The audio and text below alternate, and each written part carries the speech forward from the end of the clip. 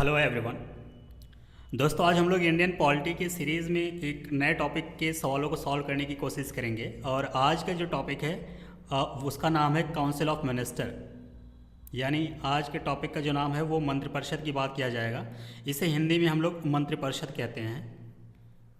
मंत्रिपरिषद बेसिकली जो आज है ये केंद्रीय मंत्रिपरिषद के बारे में हम लोग बात करेंगे। हर स्टेट का अपना सेम लगभग एग्जैक्टली ऐसे ही होता है जैसे केंद्र में होता है, वही मिलता जुलता जो प्रोसीजर होता है। काउंसिल ऑफ मिनिस्टर जो होते हैं वही फार्मूला, या आप कह लीजिए कि वही जो सिस्टम है वो भी आप स्टेट वाले जो विधानसभा होती है उसमें भी आपको देखने को मिलेगा। ओके, तो मेनली हम लोग जो बात करेंगे या जो सवाल सॉल्व करने की कोशिश करेंगे वो हम लोग केंद्र के बारे में बात करेंगे। ओके, जो कि पार्लियामेंट से रिलेटेड होगा।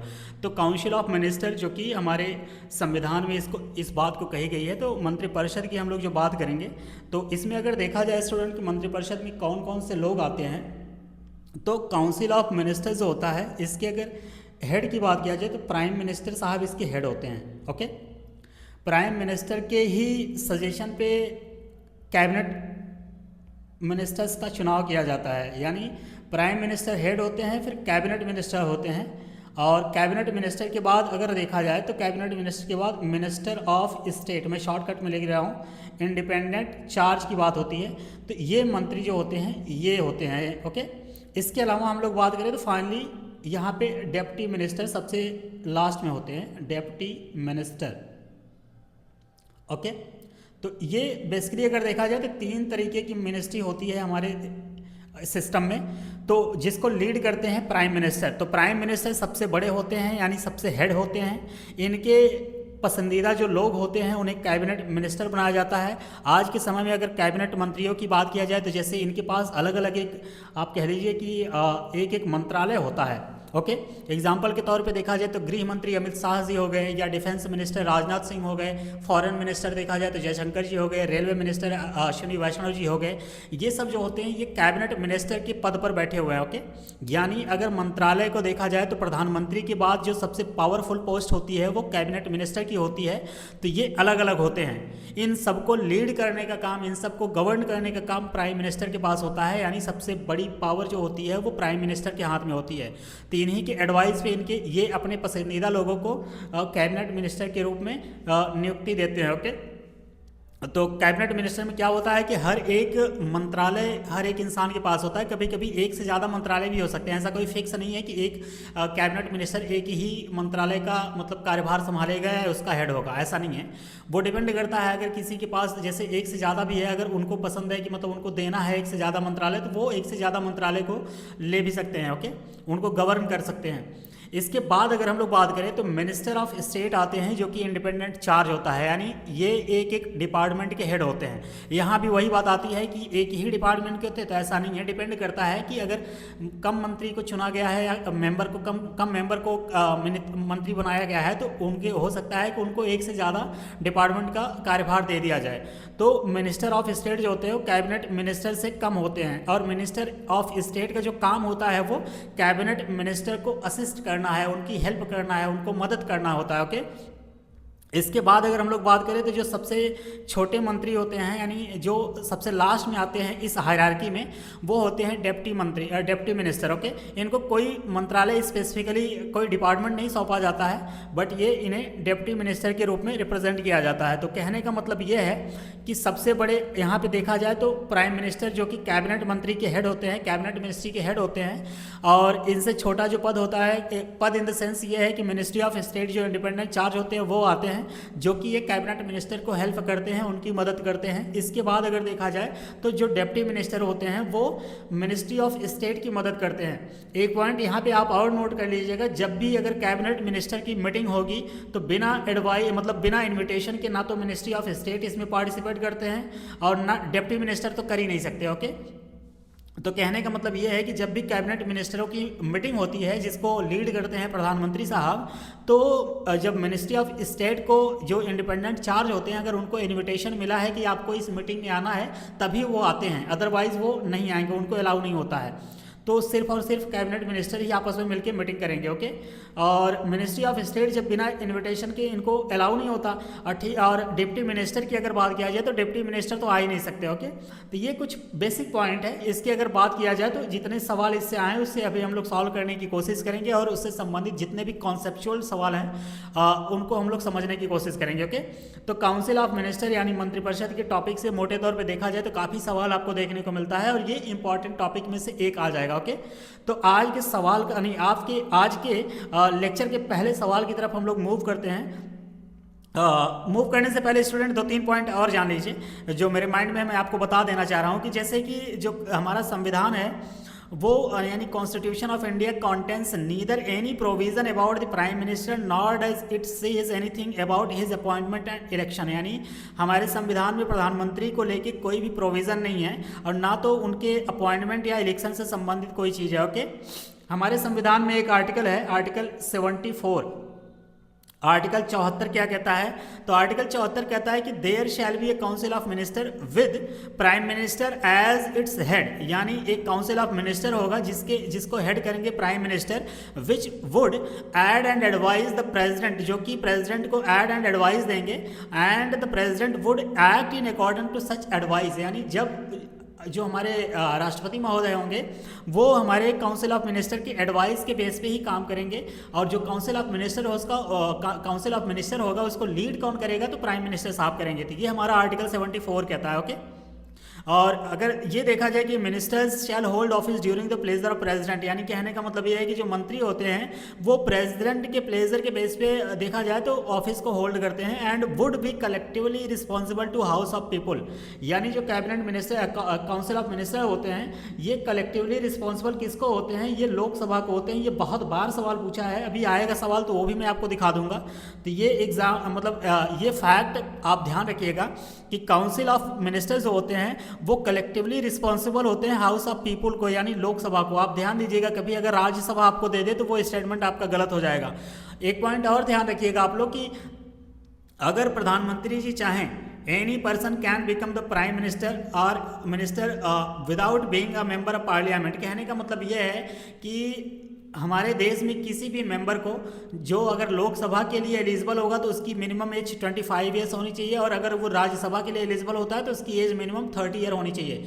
तो हमारे देश में किसी भी इंसान को पकड़ करके प्रधानमंत्री बना दिया जा सकता है अगर बशर्ते उसकी एज कम से कम 25 साल तो होनी चाहिए, क्योंकि अगर वो लोकसभा के मेंबर बनने लायक उसका क्वालिफिकेशन नहीं होगा तो वो किसी भी मिनिस्टर या कोई भी मेंबर नहीं बनाया जा सकता। तो किसी भी इंसान को पकड़ करके अगर आप प्रधानमंत्री बना देते हैं तो वो प्रधानमंत्री बन जाएगा, बशर्ते मैक्सिमम उसके पास 6 महीने का टाइम होगा, चाहे वो लोकसभा का चाहे वो राज्यसभा का मेंबर होना उसको जरूरी है। ये पॉइंट आप लोग ध्यान में रखिएगा। ओके,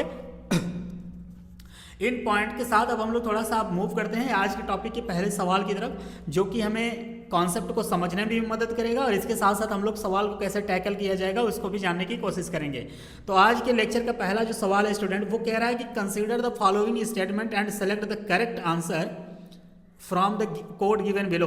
यहाँ पे 4 स्टेटमेंट दे दिया है, बशर्ते उसके बारे में मतलब बेसिकली उसके बारे में पूछना चाह रहा है कि कौन सा करेक्ट है।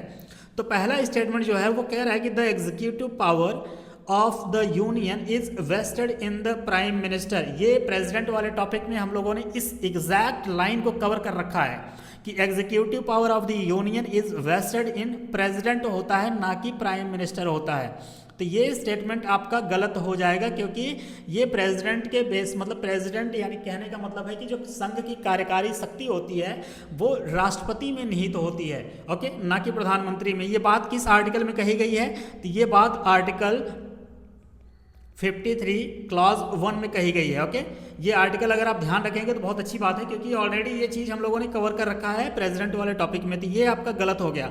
अगर ये आपका गलत हो गया तो पूछा क्या है कि कौन सा करेक्ट है, तो आप यहाँ पे देखिए इसमें भी एक है, इसमें भी एक है, इसमें भी एक है, यानी ये A, B एंड D आपका गलत हो गया। तो आपका करेक्ट आंसर ऑटोमेटिक आपका आ जाएगा आंसर नंबर C। 2, 3 और 4 जो है वो करेक्ट है। ओके, तो बाकी जो दोनों बाकी जो सारे करेक्ट हैं उनको भी देख लेते हैं। तो स्टेटमेंट 2 क्या कह रहा है? The prime minister is appointed by the president. ये बात सही है, तो ये बिल्कुल सही है, क्योंकि प्रधानमंत्री जो होते हैं उनकी नियुक्ति जो होती है राष्ट्रपति के द्वारा ही किया जाता है। ओके, और prime minister is head of the council of minister, ये बात अभी हम लोगों ने कुछ समय पहले ही किया है कि प्राइम मिनिस्टर जो होते हैं वो काउंसिल ऑफ मिनिस्टर को हेड करते हैं, लीड करते हैं। ओके, तो ये बात भी बिल्कुल सही है। और ऑप्शन नंबर स्टेटमेंट 4 क्या कह रहा है, the prime minister at the time of his appointment needs not be a member of either house of the parliament. Okay, कहने का मतलब ये है कि भारत के प्रधानमंत्री के रूप में अगर नियुक्ति के समय किसी व्यक्ति का संसद के किसी भी सदन में सदस्य होना आवश्यक नहीं है।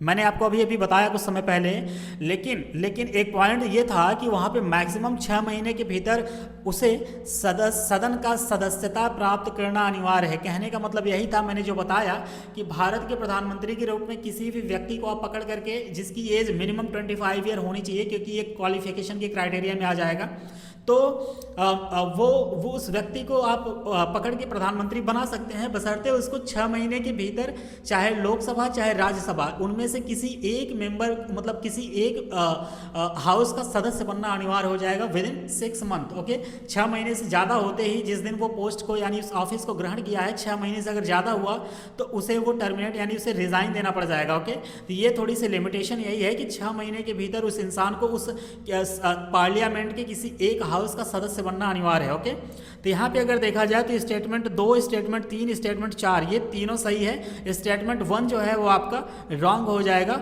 यहाँ पे क्या हो जाएगा, प्रेसिडेंट के अलावा प्रेसिडेंट की जगह हो जाएगा, माफ कीजिएगा, प्राइम मिनिस्टर की जगह हो जाएगा प्रेसिडेंट, जो कि आर्टिकल 53 कहता है। तो यहाँ पे करेक्ट आंसर हो जाएगा ऑप्शन नंबर सी।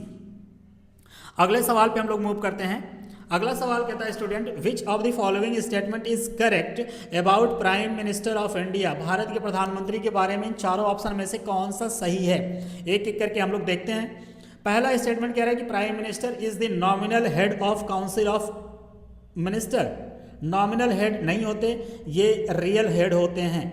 ये ऑलरेडी हम लोगों ने आपको प्रेसिडेंट वाले ही टॉपिक में बता दिया था, रियल हेड होते हैं किसके, काउंसिल ऑफ मिनिस्टर के। ओके, तो स्टेटमेंट अगर 2 देखा जाए, स्टेटमेंट 2 आपका यहाँ पे माफ कीजिएगा, ऑप्शन नंबर ए जो है वो आपका गलत हो जाएगा।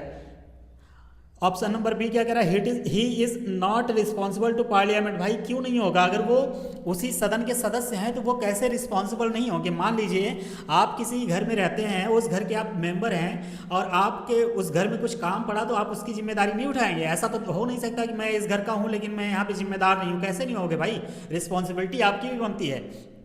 जितना बाकी मेंबर है उतनी रिस्पॉन्सिबिलिटी आपकी बनती है।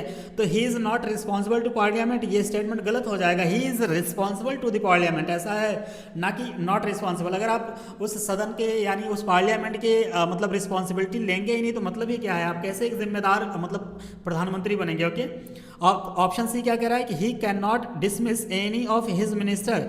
अगर इन्हीं की सलाह पे राष्ट्रपति महोदय किसी प्रधान मतलब मेंबर को नियुक्त करते हैं, किसी मिनिस्टर को नियुक्त करते हैं, तो ये कैसे हो सकता है कि ही कैन नॉट डिसमिस, उनकी सलाह पे अगर उनकी नियुक्ति हो रही है तो he can be dismiss any of his minister. तो ऑप्शन नंबर सी भी आपका गलत हो जाएगा। ऑप्शन डी क्या कह रहा है कि prime minister is the real head of the council of minister, ये बात बिल्कुल सही है। यहाँ पे आप देखिए कि यहाँ पे एग्जामिनर कैचअप करने की कोशिश किया है, आपको ट्रैक करने की कोशिश किया है, ट्रैप करने की। तो बेसिकली आप पहला ऑप्शन और ऑप्शन नंबर डी देखिए तो दोनों में स्टेटमेंट लगभग मिलता जुलता एग्जैक्ट है, बस फर्क है कि यहाँ पे नॉमिनल हेड दे दिया है, यहाँ पे रियल हेड दे दिया है। तो जब भी आपके सामने एग्जाम में अगर ऐसे 2 स्टेटमेंट आए जो कि मिलते जुलते हैं तो मोस्ट ऑफ द चांस है कि उन्हीं में से कोई एक स्टेटमेंट आपका जो होगा वो करेक्ट हो जाएगा। ओके, तो ये ध्यान दीजिएगा। आप कभी भी एग्जाम में आप या पीवाईक्यूज को जब सॉल्व कीजिएगा, जब भी आपके सामने सवाल में 2 ऑप्शन एग्जैक्टली लगभग सेम मिले तो आप समझिएगा कि उन्हीं में से कोई एक आपका आंसर होने वाला है। तो यहाँ पे जो करेक्ट आंसर हो जाएगा ऑप्शन नंबर डी हो जाएगा, prime minister is the real head of the council of minister. Okay, अगले सवाल पे हम लोग मूव करते हैं। अगला सवाल कह रहा है स्टूडेंट कि article 78 of the constitution of India lays down the duties of. कहने का मतलब यह है कि भारत के संविधान का जो आर्टिकल 78 है 78 है, निम्नलिखित कर्तव्यों को निर्धारित करता है, तो कौन सा करता है, speaker of Lok Sabha. Article 78 speaker के बारे में बात नहीं करता बिल्कुल। चेयरमैन ऑफ राज्यसभा, चेयरमैन की बात बिल्कुल नहीं करता। ये मोर देन 80 से जब ऊपर जाओगे आप लगभग 90 के आसपास, तब आपको राज्यसभा वाला जो प्रोविजंस है वो देखने को मिलेगा। इसके बाद अगर हम लोग बात करें कैग की, तो कैग की आर्टिकल ही एक अलग है, ये गलत है। कैग आर्टिकल 148 होता है। ओके, तो ये आर्टिकल 78 बात करता है। तो बचा क्या, option number D, prime minister की बात करता है। कहने का मतलब ये है मेरे कि आर्टिकल 78 जो होता है इसमें प्रधानमंत्री के कर्तव्यों का उल्लेख किया गया है। ओके, तो इस वजह से इसका करेक्ट आंसर आपका हो जाएगा ऑप्शन नंबर डी। और जिसमें राष्ट्रपति को सूचना उपलब्ध कराना होता है प्रधानमंत्री के द्वारा। किस तरीके की सूचना, तो 2-3 मैं प्रोविजंस इसके बता देता हूँ। जैसे आर्टिकल 71 में अगर देखा जाए तो जैसे यूनियन के जो प्रशासन से संबंधित सूचनाएं होती हैं या विधायी प्रस्तावों से संबंधित सूचनाएं होती हैं वो प्रधानमंत्री जो है वो राष्ट्रपति जी को प्रोवाइड कराते हैं। ओके, इसके अलावा देखा जाए तो संघ के प्रशासन से संबंधित ऐसी सूचनाएं उपलब्ध कराते हैं जिनके लिए राष्ट्रपति अनुरोध किए हों। ओके, यदि राष्ट्रपति अनुरोध करे तो मंत्रिपरिषद यानी काउंसिल ऑफ मिनिस्टर के विचारार्थ कोई ऐसा मामला प्रस्तुत करना जिस पर किसी मंत्री द्वारा निर्णय लिया गया हो लेकिन मंत्रिपरिषद द्वारा उस पर विचार न किया गया, ये सब चीज़ें क्या है आर्टिकल 78 के अंतर्गत आती हैं। और आर्टिकल 78 क्या कहता है बेसिकली, ये प्रधानमंत्री की जो ड्यूटीज़ होती है उसके बारे में कहता है। ओके, तो यहाँ पे इसका करेक्ट आंसर हो जाएगा ऑप्शन नंबर डी। अगले सवाल पे हम लोग मूव करते हैं। अगला सवाल कह रहा है स्टूडेंट कि कैबिनेट इंक्लूड्स, कैबिनेट यानी अभी हम लोगों ने देखा तो एक एक करके हम लोग देखते हैं। मैंने आपको बताया कि कैबिनेट्स में क्या होता है, सबसे मेन लीड इसमें प्राइम मिनिस्टर का होता है, फिर कैबिनेट मिनिस्टर आते हैं, कैबिनेट मिनिस्टर आते हैं, कैबिनेट मिनिस्टर के बाद मिनिस्टर ऑफ स्टेट आते हैं जो कि इंडिपेंडेंट चार्ज होते हैं। इसके अलावा आपके डिप्टी मिनिस्टर आते हैं, डीएम की जगह यहाँ डिप्टी मिनिस्टर होना चाहिए, आप ये डिस्ट्रिक्ट मजिस्ट्रेट नहीं समझिएगा प्लीज़। ओके, तो कैबिनेट की अगर बात किया जाए तो कैबिनेट में यहाँ भी अभी हम लोग देख के करते हैं। ये पहला ऑप्शन क्या कह रहा है, मिनिस्टर्स विद कैबिनेट रैंक हो सकता है, ये मिनिस्टर कैबिनेट रैंक के होते हैं क्योंकि कैबिनेट के अंतर्गत आते हैं। मिनिस्टर ऑफ स्टेट लेवल कोई मतलब ही नहीं है क्योंकि कैबिनेट मंत्री अलग होते हैं, स्टेट मिनिस्टर अलग होते हैं। Cabinet minister and state minister दोनों अगर आप कह दोगे तो ये कैबिनेट कहाँ से हुआ, ये भी नहीं हो जाएगा। आपका फिर ऑप्शन नंबर डी क्या कह रहा है, cabinet minister, minister of state and independent charge and minister of state, ये भी नहीं होगा। तो इसका करेक्ट आंसर क्या हो जाएगा, ऑप्शन नंबर ए हो जाएगा। Cabinet includes ministers with cabinet rank plus prime minister. Okay, यानी प्राइम मिनिस्टर और minister of the rank of cabinet minister are member of the cabinet. Okay, तो इसका करेक्ट आंसर आपका हो जाएगा ऑप्शन नंबर ए। अगले सवाल पे हम लोग मूव करते हैं। अगला सवाल कह रहा है कि which article of Indian constitution describe the appointment and disqualification of council of minister. तो एक एक करके हम लोग चारों आर्टिकल को देख लेते हैं कौन सा आर्टिकल क्या कहना चाह रहा है। तो आर्टिकल 70 क्या कहता है स्टूडेंट, कि आर्टिकल 70 कहता है discharge of president function in other contingencies. Okay, तो ये प्रेसिडेंट के फंक्शन की बात कर रहा है। तो ये बेसिकली आपके यहाँ पे क्या कह रहा है, काउंसिल ऑफ मिनिस्टर से संबंधित कर रहा है। तो ये प्रेसिडेंट के फंक्शन की बात कर रहा है। तो ये आर्टिकल आपका फंक्शन, ये आर्टिकल आपका नहीं होगा, यानी ऑप्शन नंबर ए आपका नहीं होगा। ओके, ऑप्शन नंबर बी क्या कह रहा है, आर्टिकल 72 ये पार्डन की जो पावर है, प्रेसिडेंट की जो पावर है माफ़ करने की, उसकी बात करता है। ये आर्टिकल ऑलरेडी हम लोगों ने डिटेल में डिस्कस कर रखा है, तो ये भी आपका नहीं होगा। आर्टिकल 74 क्या कहता है, आर्टिकल 74 की अगर हम लोग बात करें तो आर्टिकल 74 कहता है कि council of ministers to aid and advise president. Okay, council of minister to aid and advise of president. Okay, तो ये भी आपका नहीं होगा। तो एक ही आर्टिकल आपका बचा, आर्टिकल 75। ओके, आर्टिकल 75 क्या कहता है, तो यहाँ पे अगर हम लोग देखें आर्टिकल 75 क्लॉज 1 जो है ये बेसिकली क्या कहता है, इसमें कहा गया है कि पीएम की, प्रधानमंत्री की जो नियुक्ति होगी वो राष्ट्रपति के द्वारा की जाएगी और अन्य मंत्रियों का नियुक्ति जो है राष्ट्रपति द्वारा पीएम की सलाह पर किया जाएगा। यानी आर्टिकल 75 क्लॉज 1 क्या कहता है कि प्रधानमंत्री की जो नियुक्ति होगी वो राष्ट्रपति के द्वारा किया जाएगा और राष्ट्रपति की सलाह मतलब प्रधानमंत्री की सलाह पर अन्य मंत्रियों की जो नियुक्ति होगी वो राष्ट्रपति के द्वारा किया जाएगा। ओके, इसके अलावा अगर हम लोग बात करें आर्टिकल 75 क्लॉज 2, आर्टिकल 75 क्लॉज 2 क्या कहता है, इसमें कहा गया है कि मंत्री जो है वो राष्ट्रपति की इच्छा के अनुसार अपने पद पर बने रहेंगे। अभी आगे यही स्टेटमेंट का एक सवाल आया हुआ है, अभी हम लोग आगे देखेंगे। ओके, तो इसका करेक्ट आंसर हो जाएगा ऑप्शन नंबर डी 75, क्योंकि 75 आर्टिकल जो है, आर्टिकल 75 वही क्या कहते हैं कि नियुक्ति और अयोग्यता का वर्णन करता है किसके, मंत्रिपरिषद पे, यानी काउंसिल ऑफ मिनिस्टर के। ओके, तो इसका करेक्ट आंसर आपका हो जाएगा ऑप्शन नंबर डी। अगले सवाल पे हम लोग मूव करते हैं। अगला सवाल कहता है कि a central minister who is not the member of any house can remain in the office for. यानी ये कहना क्या चाह रहा है बेसिकली, ये कहना ये चाह रहा है कि कोई भी केंद्रीय मंत्री है जो कि किसी भी हाउस का यानी लोकसभा या राज्यसभा का मेंबर नहीं है, तो वो कितने समय तक अपने ऑफिस में रह सकता है। तो मैंने अभी आपको कुछ समय पहले ही बताया कि वो मैक्सिमम 6 महीने तक मंत्री रह सकता है, क्योंकि उसे विद इन 6 मंथ किसी न किसी हाउस में पार्लियामेंट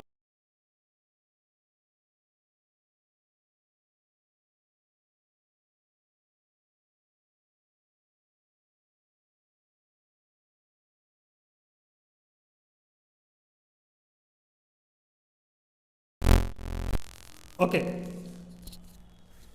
अगर आर्टिकल 75 क्लॉज 1 की बात किया जाए, आर्टिकल 75 क्लॉज 1 की बात किया जाए तो प्रधानमंत्री जो है वो मंत्रिपरिषद के प्रमुख होते हैं। ओके, आर्टिकल 75 1 क्लास की बात किया जाए तो प्रधानमंत्री जो होते हैं वो मंत्रिपरिषद के प्रमुख होते हैं। उन्हें अपने मंत्रिपरिषद में मंत्री नियुक्त किए जाने वाले व्यक्तियों के चयन का पूर्ण विवेकाधिकार होता है। ओके, ये बात करता है। और आर्टिकल 75 क्लॉज 5 किसकी बात करता है, ये बहुत इंपॉर्टेंट है, ये आपके लिए मैं थोड़ा स्पेसिफिकली इस पे जोर देता हूँ। आर्टिकल 75 क्लॉज 5 क्या कहता है कि प्रधानमंत्री संसद के किसी भी सदन के सदस्य के अलावा किसी भी सदस्य का चयन कर सकते हैं, लेकिन ऐसे व्यक्ति को पद ग्रहण करने की तिथि से 6 महीने के भीतर संसद के किसी भी सदन का सदस्य बनना होगा, अन्यथा वो मंत्री पद से हट जाएंगे।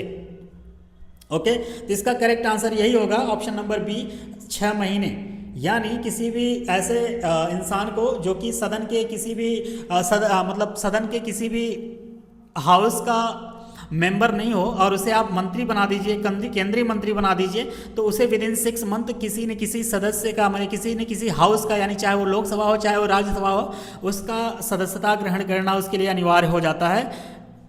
अगले सवाल पे हम लोग मूव करते हैं। अगला सवाल कह रहा है student, which of the following statement is not true regarding the parliament of India. यानी संसद की बात कर रहा है बेसिकली, तो संसद के बारे में एक एक करके हम लोग देखते हैं क्या कहना चाह रहा है। ऑप्शन नंबर ए कह रहा है the constitution provides for a parliamentary form of government. ये बात सही है। तो अगर इस बात को देखा जाए तो ये बात बिल्कुल आपकी सही है, क्योंकि पूछा क्या है, नॉट ट्रू, यहाँ पे है क्या, सही है। ओके, यानी हमारा संविधान जो है वो पार्लियामेंट्री फॉर्म ऑफ गवर्नमेंट को यहाँ पे हमें प्रोवाइड करती है। ऑप्शन नंबर बी क्या कह रहा है, the function of parliament is to provide for a cabinet. बिल्कुल सही बात है कि जो संसद का कार्य है वो मंत्रिमंडल का गठन करता है, ये बात सही है। ओके, ऑप्शन सी क्या कह रहा है, the membership of the cabinet is restricted to the lower house. Lower house का मतलब होता है बेसिकली लोकसभा। इसी को हम लोग बोलते हैं हाउस ऑफ पीपल। ओके, तो ये स्टेटमेंट आपका गलत हो जाएगा। क्यों?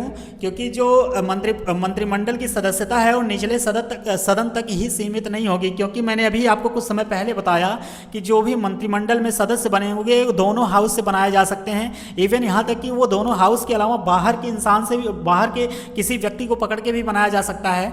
ऐसी कोई रिस्ट्रिक्शन नहीं है कि वो लोअर हाउस का ही मेंबर हो जिसे कैबिनेट मिनिस्टर बनाया जाए। ओके, तो ये स्टेटमेंट आपका गलत हो जाएगा और पूछा क्या है, नॉट ट्रू। तो यही स्टेटमेंट यही आपका आंसर हो जाएगा, ऑप्शन नंबर सी।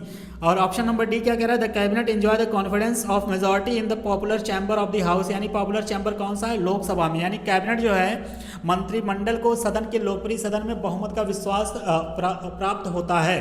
ओके, इसके बारे में अभी एक सवाल आया हुआ है, जैसे ही वो सवाल आएगा मैं इसके बारे में थोड़ा डिटेल आपको बता दूंगा। बस आप ये समझिएगा कि मंत्रिमंडल यानी काउंसिल ऑफ मिनिस्टर को सदन के लोकप्रिय सदन में बहुमत का विश्वास प्राप्त होता है। अगले सवाल पे हम लोग मूव करते हैं। अगला सवाल क्या है student, the council of minister is collectively responsible to. यानी council of minister is collectively responsible to क्या। तो हमारे संविधान में एक आर्टिकल है जिसकी संख्या है आर्टिकल 75 क्लॉज 3। ये बात करती है आर्टिकल 75 क्लॉज 3 के अनुसार अगर देखा जाए तो काउंसिल ऑफ मिनिस्टर सामूहिक रूप से लोकसभा के प्रति जिम्मेदार होते हैं। यानी हाउस ऑफ पीपुल की बात करें अगर तो इसे हम लोग लोकसभा भी कहते हैं। ये बात बिल्कुल सही है। तो ये आपका सही हो जाएगा। और अगर इसकी बात देखा जाए तो यह एक संवैधानिक दायित्व है, यानी under a constitutional obligation, it is a constitutional obligation, ये बात भी बिल्कुल सही है। और किस आर्टिकल के अंतर्गत ये बात कही गई है, तो आर्टिकल 75 क्लॉज 3 के तहत ये बात कही गई है। और आर्टिकल 74 क्लॉज 3 ऐसा हमारे संविधान में कोई प्रोविज़न है ही नहीं। ओके, यानी ये स्टेटमेंट आपका गलत हो जाएगा। यहाँ पे करेक्ट आंसर आपका हो जाएगा 1, 2 और 3, ऑप्शन नंबर बी जो है वो करेक्ट आंसर हो जाएगा। ओके, क्यों? क्योंकि council of minister is collectively responsible to Lok Sabha, और यह एक कॉन्स्टिट्यूशनल ऑब्लिगेशन है। और यह बात कहाँ पे कही गई है, तो हमारे संविधान के आर्टिकल 75 क्लॉज 3 में इस बात को कही गई है। और बाकी ये जो आर्टिकल है, आर्टिकल 74 क्लॉज 3, ये हमारे संविधान में एग्जिस्ट ही नहीं करती, यानी पाई ही नहीं जाती। ओके, तो इसका करेक्ट आंसर आपका हो जाएगा ऑप्शन नंबर बी। अगले सवाल पे हम लोग मूव करते हैं। अगला सवाल कह रहा है स्टूडेंट कि consider the following statement in the context of Indian constitution, यानी भारतीय संविधान के बारे में हमें ये बात करना चाह रहा है। तो इसमें 2 स्टेटमेंट दे रखा है, वो पूछना क्या चाह रहा है देख लेते हैं। The union council minister shall be collectively responsible to Lok Sabha, ये बात सही है, तो बिल्कुल सही है। ये स्टेटमेंट आप याद रखिएगा, मैं इस चीज़ को हाईलाइट कर दे रहा हूँ। ये स्टेटमेंट इतनी बार पूछा है ना कि मतलब क्या ही बताएं, हर एग्जाम में लगभग ये आ रखा है। यहाँ तक कि ये यूपीएससी में भी पूछ रखा है कि जो यूनियन काउंसिल मिनिस्टर होते हैं वो कलेक्टिवली रिस्पॉन्सिबल टू लोकसभा होते हैं। ये अभी अभी मैंने कुछ समय पहले आपको बताया कि हमारे संविधान के आर्टिकल 75 क्लॉज 3 में ये बात कही गई है। ओके, और स्टेटमेंट 2 क्या कह रहा है कि union minister shall hold office during the pleasure of prime minister. नहीं, ये स्टेटमेंट आपका गलत हो जाएगा। प्राइम मिनिस्टर की जगह यहाँ पे अगर प्रेसिडेंट होता तो ये आपका करेक्ट हो जाता, लेकिन ये आपका गलत है। ओके, यानी ये ऑप्शन स्टेटमेंट आपका गलत हो जाएगा। तो इस हिसाब से इसका करेक्ट आंसर हो जाएगा आपका option number A, only 1 is correct, only 1 is correct. Okay, यानी union council minister shall be collectively responsible to Lok Sabha. Okay, अगले सवाल पे हम लोग मूव करते हैं। अगला सवाल कह रहा है स्टूडेंट कि असर्सन और रीजन का है। असर्सन क्या कह रहा है, the council of minister in the union of India is collectively responsible both the Lok Sabha and Rajya Sabha.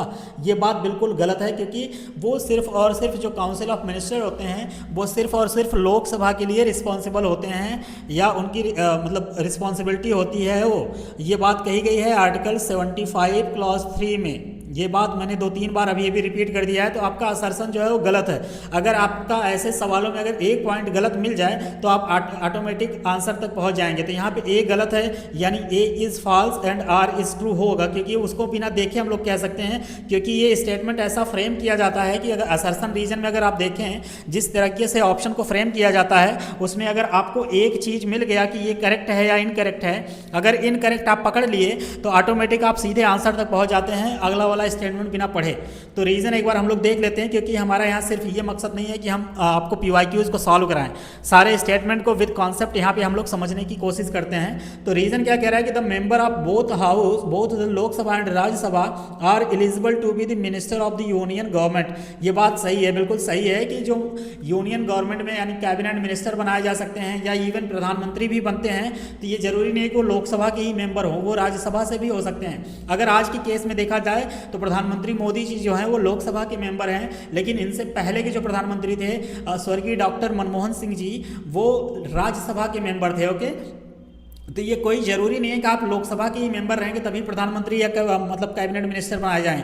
आप किसी भी हाउस के यानी लोकसभा या राज्यसभा के दोनों में से किसी भी हाउस के मेंबर रहेंगे तब भी आपको मंत्रालय दिया जा सकता है, आपको मंत्री बनाया जा सकता है। इवन इन दोनों मंत्री के अलावा भी अगर आप बाहर के हैं, यानी इन दोनों हाउस की मतलब मेंबर या सदस्य नहीं है, यानी कहने का मतलब है कि आप मेंबर ऑफ पार्लियामेंट यानी सांसद नहीं हैं, इसके अलावा भी आपको मतलब मंत्री या प्रधानमंत्री बनाया जा सकता है। लेकिन वही एक लिमिटेशन है कि कम से कम 6 महीने के अंदर आपको किसी एक हाउस का या चाहे लोकसभा या चाहे राज्यसभा का आपको सदस्यता ग्रहण करना अनिवार्य हो जाएगा। तो इस सवाल का करेक्ट आंसर आपका हो जाएगा ऑप्शन नंबर डी। अगले सवाल पे हम लोग मूव करते हैं। अगला सवाल कह रहा है student, which one of the following motions the council of minister in India can move. यानी ये कहना ये चाह रहा है बेसिकली, अगर देखा जाए कि जो काउंसिल ऑफ मिनिस्टर होते हैं भारत के, वो मूव कर सकते हैं इनमें से कौन सा मोशन। तो ये थोड़ा सा कॉन्सेप्चुअल सवाल है, इसमें मैं आपको थोड़ा सा टाइम दे रहा हूँ क्योंकि आपको सारे कॉन्सेप्ट को समझा देता हूँ। ये वैसे अगर देखा जाए तो कि पार्लियामेंट के टॉपिक में इसको हमें कवर करना चाहिए था, लेकिन अगर ये सवाल आ गया तो हम लोग इसको थोड़ा यहीं पर सॉल्व करने की कोशिश करते हैं।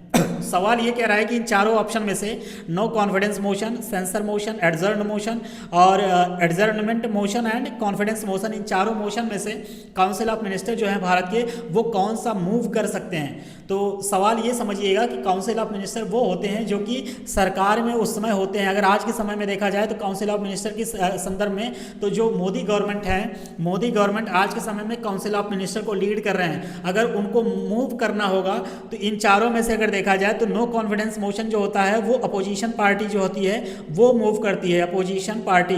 अगर आज के केस में देखा जाए तो मिस्टर राहुल गांधी एक अपोजिशन के लीडर हैं, ओके, नेता हैं, तो वो अगर चाहेंगे तो वो नो कॉन्फिडेंस मोशन सरकार के खिलाफ ला सकते हैं। सेंसर मोशन की बात किया जाए तो ये भी अपोजिशन के द्वारा ही मूव किया जा सकता है, ओके।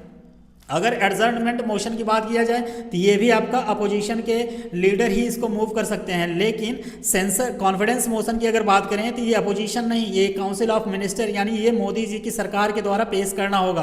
क्यों? क्योंकि ये कॉन्फिडेंस मोशन तब पेश किया जाता है जब अपोजिशन के लोग ये समझते हैं कि इस सरकार में मतलब वो कॉन्फिडेंस नहीं है कि ये सरकार को आगे चला सकती है, तो वो पार्लियामेंट में ये कॉन्फिडेंस मोशन को पेश करने के लिए इनकम्बेंट गवर्नमेंट से रिक्वेस्ट करती है। तो वो जो सरकार होती है करंट टाइम में, जैसे आज के समय में एग्जांपल के तौर पे मोदी जी की गवर्नमेंट है, अगर राहुल गांधी जी चाहेंगे तो वो मोदी गवर्नमेंट के सामने ये प्रस्ताव रख सकते हैं कि आपको बेसिकली ये कॉन्फिडेंस मोशन पेश करना है। अब क्यों पेश करना है? बेसिकली क्योंकि आपको प्रूव करना होगा कि आप सरकार में बने रहेंगे। अगर ये कॉन्फिडेंस मोशन पास हो गया तो ये सरकार को रिजाइन करना पड़ सकता है, ओके, रिजाइन करना पड़ सकता है, नहीं पढ़ना मतलब करना पड़ेगा, क्योंकि आपके पास जब वो सीट नहीं है, उतने आपके पास बहुमत नहीं है, उतने मेंबर नहीं है, तो आप ऑटोमेटिक उस सरकार से रिजाइन कर देंगे, ओके। तो अगर देखा जाए तो council of minister in India can move confidence motion, it can be introduced only in Lok Sabha, okay. Introduced confidence motion जो है वो इंट्रोड्यूस किया जाएगा कहाँ पे? Introduced only in Lok Sabha, Lok Sabha, okay. इसे राज्यसभा में आप पेश नहीं करते। सरकार लोकसभा में विश्वास प्रस्ताव, इसी को बोलते हैं कॉन्फिडेंस मोशन को, विश्वास प्रस्ताव तब लाती है जब उसे लोकसभा में बहुमत का विश्वास या समर्थन साबित करना होता है, ओके। ये तो हो गया कॉन्फिडेंस मोशन की बात। मैं कॉन्फिडेंस मोशन के बारे में क्या बताया आपको कि कॉन्फिडेंस मोशन जो इनकम्बेंट सरकार होती है वो अपोजिशन जब रिक्वेस्ट करता है पार्लियामेंट में स्पीकर के सामने, या आप देख लीजिए तो मतलब चेयरमैन के सामने, बेसिकली ये स्पीकर के सामने ही करेंगे क्योंकि लोकसभा में इसको पेश किया जाता है, तो ऑब्वियस सी बात है ये स्पीकर के सामने ही इसकी डिमांड की जाती है अपोजिशन के लीडर के द्वारा कि सरकार को कॉन्फिडेंस मोशन पेश करना है। तो ये कॉन्फिडेंस मोशन जो इनकम्बेंट सरकार होती है वो पेश करती है अपना बहुमत को बनाए रखने के लिए, ये बताने के लिए कि अभी हम कॉन्फिडेंस में हैं, अभी हम सरकार को आगे कैरी कर सकते हैं, ऐसा नहीं है कि हमें रिजाइन करने की ज़रूरत है। लेकिन अगर उनके पास बहुमत नहीं होगा तो ये अगर कॉन्फिडेंस मोशन पास हो गया तो ऑब्वियस बात है उनको रिजाइन करना पड़ जाएगा, ओके। नो कॉन्फिडेंस मोशन की अगर हम लोग बात करें, नो कॉन्फिडेंस मोशन को हम लोग हिंदी में अविश्वास प्रस्ताव कहते हैं, और बेसिकली यह उस तरीके वह प्रस्ताव होता है जिसके माध्यम से संसद या विधानसभा, ये लोकल स्टेट लेवल पे देखा जाए तो लेजिस्लेटिव जो असेंबली होती है, नहीं जिसे हम लोग विधानसभा कहते हैं, उनके सदस्य यह व्यक्त करते हैं कि उन्हें वर्तमान सरकार यानी मंत्रिपरिषद पर विश्वास नहीं है। कहने का मतलब है कि अगर आज के समय में राहुल गांधी जी जो कि अपोजिशन के लीडर हैं, वो इसे लोकसभा में रख सकते हैं, इसको पेश कर सकते हैं और ये सरकार के सामने पेश कर सकते हैं कि सरकार के पास वो बहुमत नहीं है, तो वो बेसिकली सरकार को यानी जो मोदी गवर्नमेंट है उसको पार्लियामेंट में यानी लोकसभा में आके ये प्रूव करना पड़ेगा कि अभी हमारे पास बहुमत है, ओके। अगर इंडिया में, भारत में देखा जाए तो नो कॉन्फिडेंस मोशन जो है वो सिर्फ लोकसभा में पेश किया जाता है, और जितना भी यहाँ पे मोशन मेंशन किया हुआ है option A B C D चारों में, ये चारों के चारों जो है वो लोकसभा में ही पेश किए जाएंगे, ओके, लोकसभा में, ओके। और अगर मुख्य बिंदु को बात किया जाए तो इसमें केवल लोकसभा, इसे केवल लोकसभा में लाया जा सकता है। एक पॉइंट यहाँ पे ये ध्यान रखिएगा कि नो कॉन्फिडेंस मोशन को मूव करने के लिए कम से कम, मिनिमम की बात मैं कर रहा हूँ, मिनिमम 50 सदस्य यानी मेंबर मिनिमम 50 मेंबर का समर्थन आवश्यक है ताकि इसे स्वीकार किया जा सके। ओके, यदि यह प्रस्ताव सिंपल मेजॉरिटी के साथ पास हो गया, अगर नो कॉन्फिडेंस मोशन में सिंपल मेजॉरिटी की ज़रूरत होती है, इस पॉइंट को भी आप लोग ध्यान में रखिएगा। सिंपल मेजॉरिटी, अगर नो कॉन्फिडेंस मोशन को पास करना है तो सिंपल मेजॉरिटी का समर्थन आवश्यक होता है ताकि इसे स्वीकार किया जा सके। ओके, इसके अलावा ये प्रस्ताव सिंपल मेजॉरिटी से पारित हो जाता है तो पूरी परिषद को इस्तीफा देना पड़ जाएगा। ओके, और जो यह सिद्धांत है यानी नो कॉन्फिडेंस मोशन का, ये बेसिकली कलेक्टिव रिस्पॉन्सिबिलिटी के बेस पे काम करता है। ओके, अब सेकंड जो मोशन है सेंसर मोशन, उसकी बात किया जाए तो ये वह प्रस्ताव है जिसके माध्यम से संसद के जो सदस्य हैं सरकार या किसी मंत्री को किसी विशेष नीति, निर्णय या कार्य की औपचारिक निंदा करते हैं। यानी सेंसर मोशन बेसिकली एक तरीके का अगर देखा जाए तो ये क्रिटिसिज्म की बात करता है। यानी जब संसद सरकार की किसी खास गलती पर उसे फटकार लगाती है तो उसे सेंसर मोशन कहते हैं। ये भी लोकसभा में पेश किया जाता है। अगर सेंसर मोशन के यानी इसे निंदा प्रस्ताव हिंदी में बोलते हैं। अगर इसके मुख्य बिंदु की बात किया जाए तो यह प्रस्ताव सरकार की किसी विशेष कार्यवाही या नीति के विरुद्ध लाया जाता है। इसमें कारण बताना आवश्यक होता है, यानी किस बात की निंदा की जा सकती है, की जा रही है।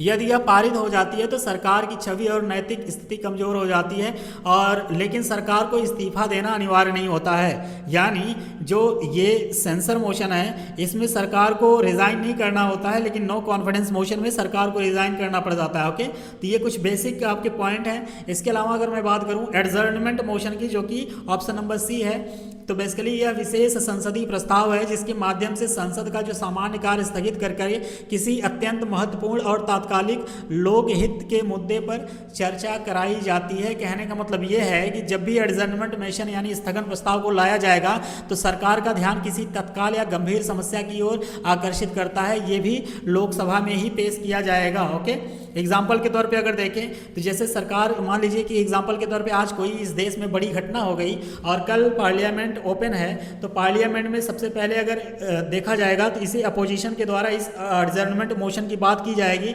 यानी ये देखा जाएगा कि सबसे ज़्यादा आज जो पिछले दिनों घटित हुआ है तत्कालिक कारण कोई ऐसा था, तत्कालिक घटना कोई घट गई है जो कि हमारे देश की नेशनल सिक्योरिटी के लिए बहुत ज़्यादा इंपॉर्टेंट है, तो वो अपोजिशन के द्वारा एडजर्नमेंट मोशन की मांग की जा सकती है और इसे स्पीकर के द्वारा इसको मानना जरूरी हो जाएगा। ओके, तो यहाँ पे अगर देखा जाए तो जो आपका करेक्ट आंसर हो जाएगा वो आपका ऑप्शन नंबर डी हो जाएगा, क्योंकि पूछा क्या है कि which of the following motion the council minister of India या council ministers in India can move, तो वो आपका कॉन्फिडेंस मोशन होगा। बाकी जितने मोशन हैं no confidence motion, censor motion, adjournment motion, ये तीनों अपोजिशन के द्वारा लाया जाएगा, लेकिन काउंसिल ऑफ मिनिस्टर के द्वारा एक मोशन लाया जाएगा इनमें से, वो है आपका कॉन्फिडेंस मोशन। ओके, उम्मीद करते हैं कुछ बेसिक पॉइंट मैंने आपको बताया वो आपको थोड़ा बहुत समझ भी आया होगा। अगले सवाल पे हम लोग मूव करते हैं। अगला सवाल कह रहा है स्टूडेंट कि the number of Lok Sabha members required to table a no confidence motion against the council of minister. अभी पिछले वाले ही जस्ट सवाल में मैंने आपको बताया कि जब भी नो कॉन्फिडेंस मोशन सरकार के द्वारा लाया जाएगा, मतलब अपोजिशन के द्वारा लाया जाएगा, तो कम से कम 50 मेंबर को क्या करना होगा, 50 सदस्यों का समर्थन आवश्यक होगा ताकि इसे स्वीकार किया जाए। यानी यहाँ पे अगर देखा जाए तो इसका करेक्ट आंसर हो जाएगा ऑप्शन नंबर सी।